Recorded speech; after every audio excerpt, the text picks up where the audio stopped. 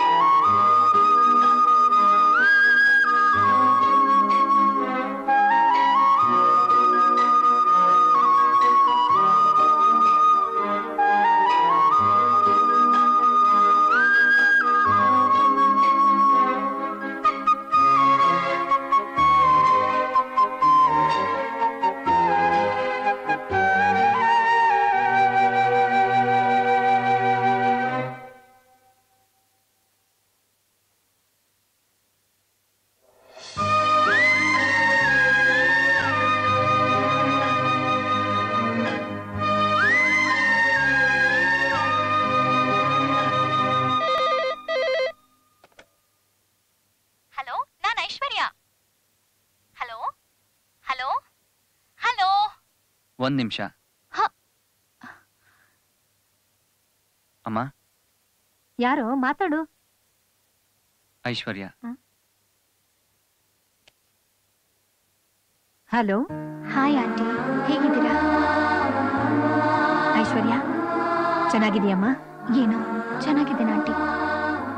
ಯಾಕಮ್ಮ, ಮದುಮಗಳು ಎಷ್ಟು ಕಳಕಳಿಯಾಗಿ ಖುಷಿಯಾಗಿರ್ಬೇಕು, ಯಾಕೆ ಡಲ್ ಆಗಿದೆಯಾ? ಅದು ನೀವು ನನ್ನ ಮದ್ವೆಗೆ ಬರ್ಲೇಬೇಕು. ಬರ್ತಿದ್ದೀರಾ ತಾನೇ? ಬರ್ತೀನಮ್ಮ, ಖಂಡಿತ ಬರ್ತೀನಿ. ಹಾ ಆಂಟಿ, ನೀವು, ಅಂಕಲ್, ಅಮ್ಮು, ಅಜ್ಜಿ, ಪ್ರೇಮ್. ಸರಿ ಆಂಟಿ, ನಾನು ಆಮೇಲೆ ಫೋನ್ ಮಾಡ್ತೀನಿ.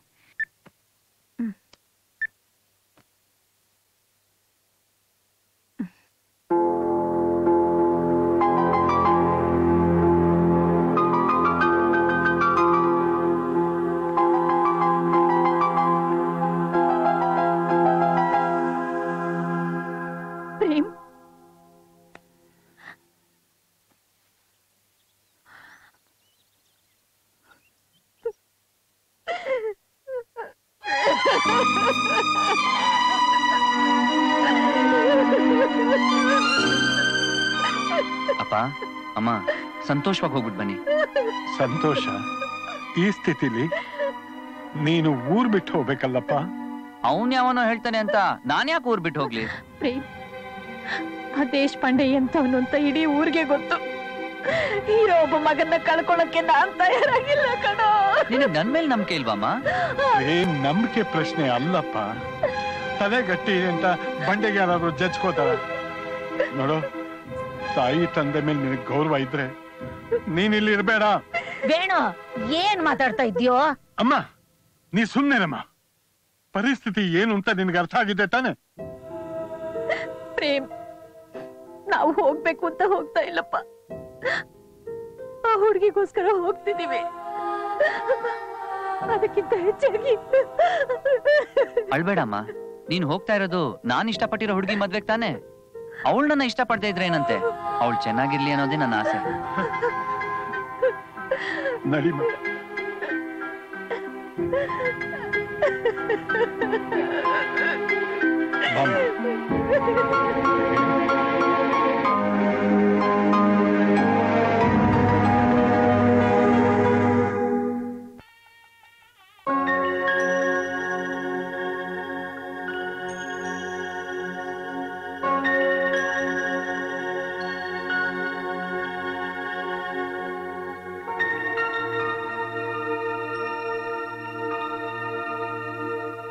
ಎಷ್ಟು ಮುದ್ದಾಗಿ ಕಾಣ್ತಿದ್ಯಾ ಗೊತ್ತಾ?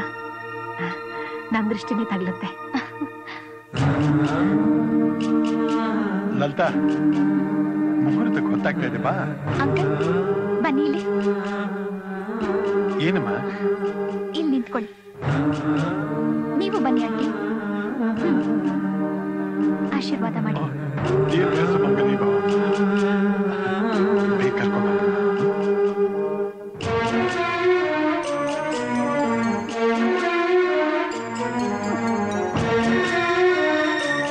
ಆಂಟಿ, ಮುಂದಿನ ಜನ್ಮದಲ್ಲಾದ್ರೂ ನೀವು ನನ್ನಮ್ಮ ಆಗ್ತೀರಾ? ಈ ಜನ್ಮದಲ್ಲೂ ನೀನ್ ನನ್ನ ಮಗಳೇ ಐಶು. ಪ್ರೇಮ್ ನನ್ ಒಂದು ಕಣ್ಣಾದ್ರೆ ನೀನ್ ಇನ್ನೊಂದು ಕಣ್ಣು. ಬೇಗ ಕರ್ಕೊಂಡ್ ಬಮ್ಮ.